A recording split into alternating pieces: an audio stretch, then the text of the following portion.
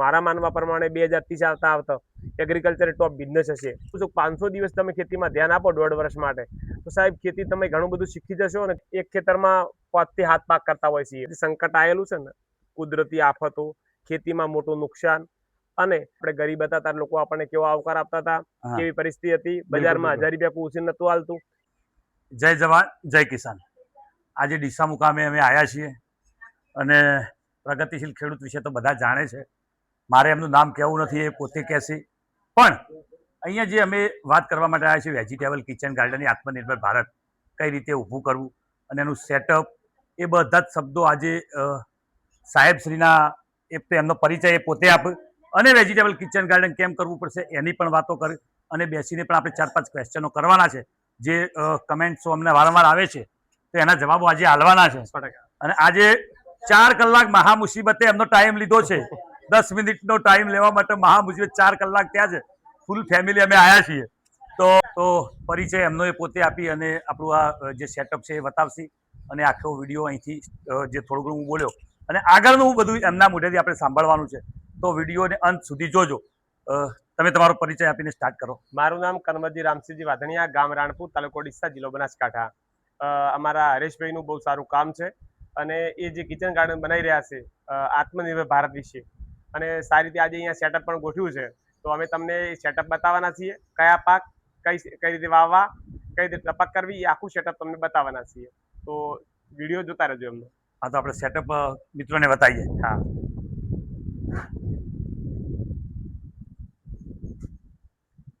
જે આ main pipe છે એ તમે બાથરૂમની ટોકી ઉપરથી પણ ચાલુ કરી શકો છો. હા, એ પાઇપ અહીંથી બતાવો. એટલે આ પાઇપ છે, આ પાઇપમાંથી આપણે કનેક્શન આપેલું છે અને એ તમે બાથરૂમની ટોકી ઉપરથી આપી શકો છો, વોજમાંથી પણ આપી શકો છો અને ચાલુ બોરમાંથી પણ આપી શકો છો. અને પોતાના માટે તમે કિચન ગાર્ડન બનાવવું હોય તો બહુ સારી રીતે જો ગોઠવ્યું છે એમણે. ગાજર વાયેલા છે તો આટલેથી આટલા ગાજર છે તો અહીંથી ઉખાડવાનું ચાલુ કરીએ તો પાછળ નવા વાવવા પણ વાવી શકીએ છીએ. ટેટી, તરબૂચ, કોબીજ, ડુંગળી, મેથી, બટાકા જો આટલું કરવામાં આવે તો હું માનું છું કે 5 જણાનો પરિવાર હોય તો પણ બટાકું આખું વર્ષ ચાલી રહે. 100%. એટલું બટાકું. રીંગણ, પછી રીંગણમાં પણ 4 આઈટમ વાવેલી છે એમને. વેલાવા શાકભાજી પણ છે. બે છોડ વાવો તો ઇનફ છે. આપણે ખાસ શું ધ્યાન રાખવાનું હોય કે આપણે કિચન ગાર્ડન બનાવ્યું તો બોર્ડરની લાઈનો છે જ્યાં વેલાવાળી શાકભાજી કરવી, જેથી કરીને વેલો આગા પાછો થાય તો પેલી બાજુ કરતફ આવે. બિલકુલ. હા, પેલી બાજુ વેલો હોય એ શાકભાજી કરવી જોઈએ. તો આ રીતે તમે પણ જો કિચન ગાર્ડન બનાવવું હોય તો ખરેખર આજે એમને ચકલી પણ મારી, જો કોઈને પૂછોને પાણી તો બંધ પણ કરી શકાય છે. તો એ પણ એમને બતાવ્યું છે. ચકલીથી બંધ પણ થાય છે અને ચાલુ પણ થાય છે. અરે વાત તમે જે કરી બિલકુલ મસ્ત વાત કરી કે ભાઈ જે વેલાળા શાકભાજી છે 2 બાજુ બોર્ડર પર વાવવા, તો આ વેલાળા અહીંયા દૂધી ને કારેંગણા એ બધું બતાવ્યું છે એ આમ થાય અને આ જે વેલાળા છે આમ થાય. બાકી બધું અંદર કોબી, ચોળી, મેથી, આનો હેતુ એક જ છે કે પોતે પોતાના ઘરે જાતે ઉગાડી અને વેજીટેબલ ખાય. આપણે ખેડૂતના દીકરા હોય તો 10 વાગે થેલી લઈને શાકભાજી માર્કેટમાં લેવા જવાય નહીં. આની એક વાતો છે. તો આપણે થોડી બેસી અને આત્મનિર્ભર ભારત, જો આ મોદી સાહેબનું જે સ્લોગન છે એને પણ આપણે બતાવીએ. એનું પણ આપણે કર્યું છે. લાસ્ટ ટાઈમ આપણે ડીસા મુકામે અહીંથી સ્ટાર્ટ કર્યું છે અને આજે અહીંયા જ આનો એક વિડીયો બનાવવાનો છે. અને ડીસા મુકામે જે આપણો એક્સપો થયો હતો ત્યાંથી શરૂઆત અમે કરી હતી અમારા યુટ્યુબ ચેનલની. તો સાહેબને લીધા છે અને આત્મનિર્ભર ભારત ટપક પદ્ધતિથી પોતે પોતાના ઘરે શાકભાજી 20 બાય 30માં કરી શકે, આવો એક નાનો પ્રોજેક્ટ લઈને આવ્યા છીએ. અને આખો આ પ્રોજેક્ટ પણ અમે બતાવવાની કોશિશ કરી છે ઝિગઝેગના રીતે. બરોબર. તો લાવો થોડા પ્રશ્નોત્તરી 2-4 અમારા મિત્રોના છે તો આપણે કરી લઈએ. બેસો આ બાજુ. ત્યાં બેસો. આ કશો વાંધો નહીં. તો વિવર્સ મિત્રો, અમને અમારા વિડીયો મારફતે કમેન્ટો આવે છે, કરેશભાઈ અમારે વેજીટેબલ કિચન ગાર્ડન તો કરવું છે, તો શરૂઆત ક્યાંથી કરીએ? એટલે એવો એક પ્રશ્ન એવો છે કે કિચન ગાર્ડન શરૂ કરવા માટેની જે મહત્વની સલાહ હોય તો કઈ સલાહ તમે એવી વિવર્સોને, અમારા વિવર્સોને મિત્રોને કહો કે આવું કંઈક કરો અને આવી કંઈક જગ્યામાં બની શકે? શક્ય છે બધું, પણ શરૂઆત ક્યાંક ના ક્યાંક કરવી પડશે. તો ખરેખર જો કિચન ગાર્ડન તમે બનાવવા માંગતા હોય તો પહેલા તો છાણિયું ખાતર ભરવું જોઈએ અને એ બેડ બનાવવા જોઈએ. બની શકે તો મલ્ચિંગ પણ કરવું. ટપક તો કરો જ છો, પણ મલ્ચિંગ કરો તો ઘણા બધા રોગ જીવાતના મોટા ફાયદા થતા હોય છે, નિંદામણ થતા હોય છે અને શાકભાજીની જે ક્વોલિટી હોય એ પણ બદલાઈ જતી હોય છે. બિલકુલ. અને આ રીતનું સેટઅપ કરી અને આપણે શરૂઆત કરી શકીએ છીએ. બરોબર. તો એક એવો બીજો એક પ્રશ્ન એવો છે કે ખેતીમાં સૌથી મોટી મુશ્કેલી કઈ આવી તમને કઈ આવી અને તમે એને કેવી રીતે પાર મૂકી. તમે આટલા પ્રગતિશીલ ખેડૂત બન્યા છો આજે, બરોબર. અને આજે વેજીટેબલ કિચન મારફતે આપણે મળવાનું થયું છે. લાસ્ટ ટાઈમ 4-5 વખત મળ્યા છે, પણ આજે થોડો તમારો 10 મિનિટનો ટાઈમ વધારે લેવાનો છે. તો સૌ પ્રથમ જ્યારે તમે શરૂઆત કરી ખેતીની, ત્યારે અમે પણ સાંભળ્યું છે કે સામાન્ય ખેડૂત હતા અને આજે પ્રગતિશીલ ખેડૂત બન્યા. સદારામ બાપાની આ ચારે હાથ તમારા ઉપર છે એટલું સારું કહેવાય. પણ તમને કેવી કેવી એવી મુશ્કેલીઓ આવી હતી એ જરા અમને મુશ્કેલી એટલે કે જો એક તો ભાવ ના મળતા હોય, બીજા નંબરમાં કુદરતી આફત. આપણે ધાર્યું કે આ પાક 1 લાખનો થશે અને કુદરતી આફત આવે એટલે એ 25,000 નો થાય. 100%. તો એના બદલામાં આપણે જે આંતરપાકની શરૂઆત કરી, એક સાથે 3 પાક. બધા એવરેજ ખેડૂતો શું કરતા હોય કે ખેતરમાં મગફળી તો બધે મગફળી. 100%. અમે મગફળી એવું નથી વાવતા, અમે એક ખેતરમાં 5 થી 7 પાક કરતા હોય છીએ. તો એ પણ ધ્યાન રાખતા હોય છીએ. અને ખરેખર ખેડૂતોએ જો મુશ્કેલીથી બચવું હોય તો શાકભાજીની ખેતી કરવી જોઈએ અને આત્મનિર્ભર ભારતની શરૂઆત કરવી જોઈએ. બીજા નંબરમાં કે એક મગફળી વાવો તો મગફળી હાથી બીજો આંતરપાક લેવો જ જોઈએ, ટેટીમાં હાથી મરચા લેવા જ જોઈએ. એમ જો 3-4 પાક સાથે લેવામાં આવે તો હું માનું છું કે ખેડૂત કુદરતી આફતો અને ભાવ અમે રક્ષણ મેળવી અને પગભર થઈ શકે છે. હવે આજના યુગમાં યુવાનો ખેતીથી દૂર ભાગે અને શહેરીકરણ તરફ લોકોનું મન બગડ્યું હોય, તો કંઈક એવી ટિપ્સ આપો કે જે શહેરીકરણ એકી માર્ગો અને વિદેશીકરણ વધારે વધ્યું હોય. અમારા ઇલાકામાં તો હું ઊંઝાથી આવું છું, તો અમારા ત્યાં તો વધારે છે, આણંદ આજુબાજુ વધારે છે. પણ શું આ એક સાચું પગથિયું છે કે ખોટું પગથિયું છે?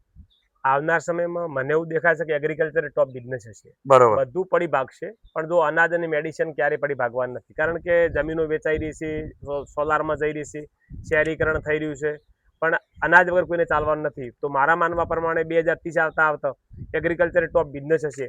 અને ખરેખર આજના યુવાનોને વિનંતી કરું છું કે તમે શહેરમાં જવાનું ઓછું રાખો. ઘરે જો જમીન હોય તો 4-5 સારી ગાયો રાખો અને શાકભાજી વાવો અને બીજા ધાન્ય પાક કરો, તો સાહેબ તમને 100% સારામાં સારી આવક મળી શકે છે. બરોબર. હવે એક એવો એક ક્વેશ્ચન છે કે આણંદથી સચિનભાઈએ કરેલો છે કે પાણી બચાવીને સારી ખેતી કેવી રીતે કરવી? પાણી બચાવવાનો બેસ્ટ વિકલ્પ હોય તો આ ટપક છે. અને ખરેખર વરસાદી પાણી પણ તમે વરસાદી પાણીનો મકાનનો સંગ્રહ કરી અને એમાંથી પણ તમે સારી ખેતી કરી શકતા હોય છો. અને પાણી બચાવવા માટે મલ્ચિંગ અને ટપક એ બેસ્ટ વિકલ્પ છે. અને આંતરપાક કરવા જોઈએ, જેથી કરીને પાણી બચે અને સારામાં સારી આવક પણ થઈ શકતી હોય છે. બરોબર. તો વિવર્સ મિત્રો, આ બધું જાણવા તમને મળતું હોય છે, તો આનું કંઈક 2 શબ્દો તમે લેજો, જેથી કરીને આવનાર સમયમાં આવી મોંઘવારીમાં ટકી રહીએ. આ કિચન ગાર્ડન મારફતે આપણે ઓછામાં ઓછા વર્ષે દરમિયાન કેટલા રૂપિયા બચાવી શકીએ? હું માનું છું કે પર ડે આપણે વધારે નથી કહેતા, 50 રૂપિયા શાકભાજી ગણીએ તો મહિને 1500 બિલ થતું હોય છે. 100% વાત છે. અને વર્ષે 25,000 તો પાક્કા થતા હોય. ખાલી 50 રૂપિયા ગણીએ તો પણ. આજ તો 50 રૂપિયામાં આદુય નહીં આવતું. સાંભળો પણ શું કોઈ સાહેબ, 50 રૂપિયામાં તો આદુય નથી આવતું. બિલકુલ. 50 રૂપિયા ગણીએ સાહેબ તો પણ તમારા વર્ષે 25,000 રૂપિયા તમારા બચત થઈ જતી હોય છે. તો સાહેબ, તમારા જીવનમાં એવો કયો પ્રસંગ છે જે તમે ક્યારેય નહીં ભૂલી શકો? મારા ઉપર જે સંકટ આવેલું છે ને, કુદરતી આફતો, ખેતીમાં મોટું નુકસાન અને જે લોકોના મહેનતોના, એ આપણે સાહેબ યાદ આવતા હોય છે કે ભાઈ આપણે ગરીબ હતા ત્યારે લોકો આપણને કેવો આવકાર આપતા હતા, કેવી પરિસ્થિતિ હતી, બજારમાં 1000 રૂપિયા કુસી નતું હાલતું. એ સમય બહુ કાઠો હતો અને ખરેખર એ સમય યાદ આવતો હોય છે. અને ના ભૂલવો જોઈએ, આપણી ગરીબી ના ભૂલવી જોઈએ. બિલકુલ બિલકુલ બિલકુલ. સમજજો વાતને કે 4 પૈસા થઈ જાય એટલે 4 પોખ્યા કરીને બજારમાં ઉડ્યા ને પૈસા વાપરી દા, વાર્તા પૂરી. એટલે આવું લોકો કરતા હોય છે. અને આજ તો એવો ક્રેઝ પણ ચાલી રહ્યો છે શહેર ગામડામાં કે જમીનો વેચીને શહેરીકરણ તરફ ભાગ્યા લોકો, બરોબર. અથવા કોઈ પણ એવી મુસીબતો હોય તો જમીનો વેચી મારે. પણ જમીન ક્યારેય વેચવી જોઈએ નહીં. જમીન હશે તો ક્યાંક ના ક્યાંક તમને સ્ટેન્ડ મળશે ને 100%. મળશે. તો હવે કિચન ગાર્ડન એવું શું કરવું કે આખું વર્ષ તાજા શાકભાજી મળે? કિચન ગાર્ડન વર્ષમાં 2 વાર કરવું પડશે. 1 વર્ષથી નહીં ચાલે. કારણ કે 6 મહિનાના ક્રોપ હોય. હવે એ તમારે લગાવી અને તો જ કિચન ગાર્ડન તમારે 2 વર્ષ ચાલે. અને એવું નથી કે 1 વાર કિચન ગાર્ડન કર્યા પછી ખેડવાની કોઈ જરૂર નથી. એ બીજા સિઝન વાઇઝ બીજા ક્રોપ લગાવી દેવાના. બરોબર. એ જ જગ્યા ઉપર. એટલે સમજો કે આજે બેટી વાવી છે તો 6 મહિને પટવા આવે એટલે એના પહેલા બીજા માર્કેટમાંથી રોપા મળતા લગાવી દેવાના. લગાવી જ દેવા. પણ તમારે એમાં કાર્યરત રહેવું જોઈએ. હા. અને વેજીટેબલ કિચન ગાર્ડન બનાવ્યા પછી દિવસમાં કેટલો એને ટાઈમ ફાળવવો જોઈએ માણસે? સવારે ખાલી વીણવા જાય ને એટલી સમય ધ્યાન આપે. અમુક નિંદામણ હોય છે, અમુક પાણીની કાળજી હોય છે, બીજી કોઈ કાળજીની જરૂર નથી હોતી. તો અડધો કલાક સવારે સમય આપે તો સારું. શરીરનું વોકિંગ પણ થઈ જાય અને શાકભાજીનું સચવાઈ જાય. બિલકુલ બિલકુલ બિલકુલ. હવે એક એવી વાત છે, નીલમબેન છે, કહી લઈશું વડોદરા, કે ઓર્ગેનિક ખેતી અને સામાન્ય ખેતીનો શું મુખ્ય ફરક છે? ઓર્ગેનિક ખેતીમાં એ આપણા દેશી ગાય આધારિત હોય છે, ગૌમૂત્ર આધારિત હોય છે અને બેક્ટેરિયા આધારિત હોય છે. અને પેલી ખેતી જે છે એમાં કેમિકલ બેફામ વપરાતું હોય છે. તો ઓર્ગેનિક ખેતી ખાવાથી શરીરમાં ઘણા બધા ફાયદા થતા હોય છે. પણ ઓર્ગેનિક જે ફળફળાદી હોય છે એનું એકદમ શેપ થોડો ખરાબ હોય છે, એટલે લોકો પસંદ નથી કરતા હોય. બાકી એનો ટેસ્ટ સારો હોય છે. તો બેનને આપણે વિનંતી કરીએ છીએ કે હવે જો કદાચ ઓર્ગેનિક ખેતી કરી અને ખાવામાં આવે તો ઘણા બધા રોગો સારામાં સારું મુક્તિ મળી જતી હોય છે. હમણાં એક ખેરવા મુકામે ખેડૂતોનું સંમેલન થયું હતું. ત્યાં એક ખેડૂત પાલક લઈને આવ્યો હતો, ઓર્ગેનિક પાલક. ઓર્ગેનિક પાલકની જે જાડાઈ હતી ને એ અતિશય જાડાઈ હતી. એ હોય અને એને એમ કીધું કે આ 4 દિવસથી કાપેલો છે. 4 દિવસથી અમે કાપીને અહીંયા લાયા છીએ, સ્ટોલમાં મૂક્યો હતો. 4 દિવસથી પણ એ સુકાયો નહોતો. બાકી જનરલ માર્કેટનો પાલક તો તમે જુઓ તો એના બગડી જ જાય આખો. એટલે એક વાત એ પણ સારી એવી છે. બરાબર. કઈ એવી ભૂલ છે જે મોટાભાગના લોકો ખેતીમાં કરે છે? મોટા ભાગના લોકોને એવું હોય છે કે 4 મહિનામાં કરોડપતિ થઈ જવું છે. એ મોટી ભૂલ છે એમની. બરોબર. કારણ કે સંઘર્ષ કરવો પડતો હોય છે. એક રતન ટાટા એવું કહેતા કે 1000 દિવસ મને આપો, પણ હું સાહેબ એવું કહું છું 500 દિવસ તમે ખેતીમાં ધ્યાન આપો 1.5 વર્ષ માટે, તો સાહેબ ખેતી તમે ઘણું બધું શીખી જશો અને ખેતીમાં 100% આગળ આવશો. પણ આજના યુવાનોને ફાસ્ટ કરોડપતિ બનવું છે, 100% એ એમનો ક્રેઝ બહુ ખોટો છે. સંઘર્ષ વગર સિદ્ધિ મળતી નથી. અને ખરેખર ગીતામાં કહ્યું છે કર્યા વગર કઈ મળતું ને કરેલું ફુગટ જતું નથી. તો સાહેબ ખેતીમાં સમય માગશે. હવે સાંભળજો, સમય થોડો ઘણો આપવો પડશે. ત્યાં તમે સ્ટેબલ થો તો ઓટોમેટિક આવક થવાની. તમારે ઊભું રહેવું પડશે, સ્ટેન્ડ રાખવું પડશે. તો હવે એક એવો પ્રશ્ન એવો છે કે આપના ફાર્મમાં કઈ એવી નવી ટેકનિક વાપરો છો જે દરેક ખેડૂત મિત્રોને જાણવી જોઈએ? મારા ખેતરમાં ખાસ કરીને હું સોણિયું ખાતર વધારે વાપરું છું, મલ્ચિંગ કરું છું અને આંતરપાક કરું છું. અને એક જ ખેતરમાં પોત લાઈનનું અલગ અલગ પ્રકારની શાકભાજી વાવીને ઓછામાં ઓછા 4-5 પાક લગાવું છું. એ ખેડૂતો અનુકરણ કરવામાં આવે તો આજે બજારમાં ભાવ નથી મળતા, કુદરતી આફતો સામે ખેડૂત 100% લડી કહેશે. કારણ કે 5 પ્રકારના પાક લગાવ્યા હોય, કદાચ 2 નો ભાવ ના આવે, 2 કુદરતી આફત બગડી જાય તો પણ 3 રહેતી હોય છે. એટલે ખેડૂતને રડવાનો વારો નથી આવતો. પાક બગડે તો ગભરાવવું નહીં, ક્યારેક ફેલ પણ જાય. 100%. કારણ કે આ કુદરત આગળ કોઈનું કંઈ ચાલવાનું નથી. અને એને જે નક્કી કર્યું છે ને એ જ થવાનું છે. તમે કે હું કે સાહેબ કોઈ નક્કી કરી શકવાના નથી. તો હવે એક એવી વાત છે કે જે શહેરમાં લોકો રહે છે એમને ટેરેસ ગાર્ડન બનાવવું હોય, બાલ્કની ગાર્ડન બનાવવું હોય, તો એવું એક બેનને પૂછ્યું હતું કે અમને સલાહ આપો કઈ રીતે એ લોકો કરી શકે. એ લોકો કોકોપેડ આવતું હોય છે, એમાં દાણાના થોડું ઉછેરી કહેતા હોય છે. અને દાણા એકવાર કટિંગ કરી એટલે 2-3 વાર કટિંગ આવતા હોય છે. એટલે દાણા પણ કરી શકાય છે. વેલાવાળા શાકભાજીમાં દૂધી પણ કરી શકાય છે. પણ ટેરેસમાં કે બાલ્કનીમાં જે લોકો શાકભાજી કે કરતા હોય એમને ખાસ સૂર્યપ્રકાશ મળે એવું ગોઠવવું જોઈએ. બરોબર, બિલકુલ. હવે જે અમારી ચેનલ ચાલે છે Harish Patel vegetable kitchen garden, તો અમારા યુટ્યુબ જે મિત્રો છે એમને કંઈક એવી ટિપ્સ આપો તમે કે વેજીટેબલ સાથે સંકળાયેલા છો, સારી વાત છે, પણ અહીંથી વિખૂટા ન પડી જાય. બસ એ આગળ પણ કહ્યું કે ખરેખર હરીશભાઈ સાથે જોડાઈને રહેજો. હરીશભાઈને હજુ ઘણા બધા નવા ટિપ્સ નવી તમને બતાવવાની છે. અને જે કિચન ગાર્ડનમાં બતાવ્યું છે એ પ્રમાણે ખરેખર એકવાર એવું પણ કરવું, પ્રેક્ટિકલ પણ બતાવી દેવું છે કિચન ગાર્ડન, કે જો આ રીતના પાક છે, આ રીતે ઉખાડવા, આ રીતે એને સફાઈ કરીને એને ઘરમાં વાપરવા. તો ખાસ હરીશભાઈ સાથે જોડાયેલો બધાને વિનંતી કરું છું. અને બસ એમના વિડીયો જોતા રહેજો, ઘણું અવનવું અમે લાવવાના છીએ. બરોબર. હવે વાત એવી છે, સાંભળજો, ગઈ જાન્યુઆરી એટલે 31 ડિસેમ્બર 2025 આજે 6 મહિના પૂર્ણ કર્યા અમે અમારી ચેનલ ચાલુ કરી. એના પહેલાં ગમે ચેનલ બધી ચલાવી છે, પણ વેજીટેબલ કિચન ગાર્ડન કેમ આવવું પડ્યું તો મેં 4 વર્ષથી શાકભાજી માર્કેટના ખરીદ્યા નથી. આજે મારી તમે દરેક બેબીની તંદુરસ્તી તમે આજે જોઈ છે. બરાબર. તો બીજું કંઈ ન કહેતો એટલો તો મને આનંદ થાય કે શરૂઆત કરો, વધારે નહીં તો 10 બાય 10ની જગ્યાએ સ્ટાર્ટ કરો.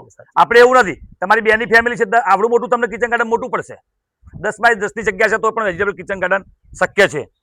તો દરેક મિત્રોને વારંવાર અમે કહીએ છીએ, હું કહું છું, આપણા પ્રગતિશીલ ખેડૂત કન્વરજી પણ વારંવાર આવી બધી વાતો કરે છે.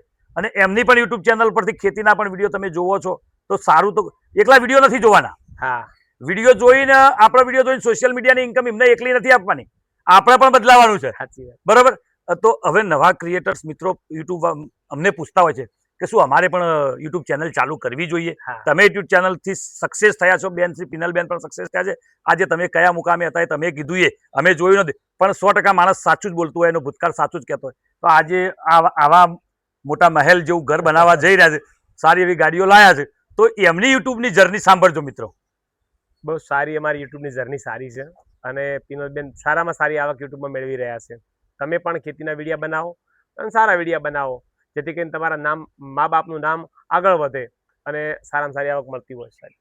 તો આપણે અહીંયા અમારું બ્રોડકાસ્ટ જે તે સમયે તમારો આજનો જે બીજી શેડ્યુલ 4 કલાકે અમને મળ્યા છે અને આ પછી આપણને ટાઈમ આપ્યો છે, સમજો વાતને.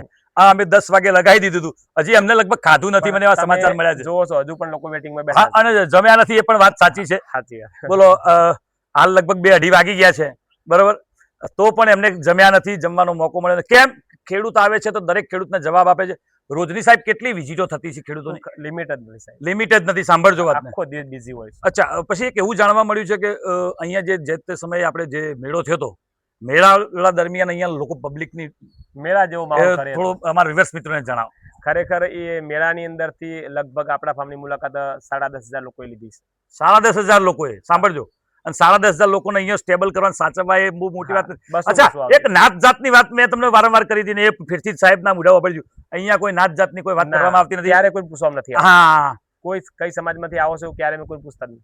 બસ જય જવાન જય કિસાન કરીને ચાલુ કરવાનું. ખેડૂત સમાજ. હા, અને જય જવાન જય કિસાન એમની પાસેથી આપણે સ્લોગન ચોરાયેલું છે. શું સાંભળજો વિવર્સ મિત્રો, અને આ જય જવાન જય કિસાન લોકો બોલતા થયા અને લોકોને આજે માર્કેટની અંદર જો જાય ત્યાં થોડું સારો આવકારો મળે છે. 100%. તો એ જય જવાન જય કિસાન વિશે પણ લોકોને કહી દો, કઈ રીતે બહાર આવ્યું માર્કેટમાં શબ્દ? બસ અમે શરૂઆત કરી હતી. આ સ્લોગન તો સરદાર વલ્લભભાઈ પટેલનું છે, જય જવાન જય કિસાન.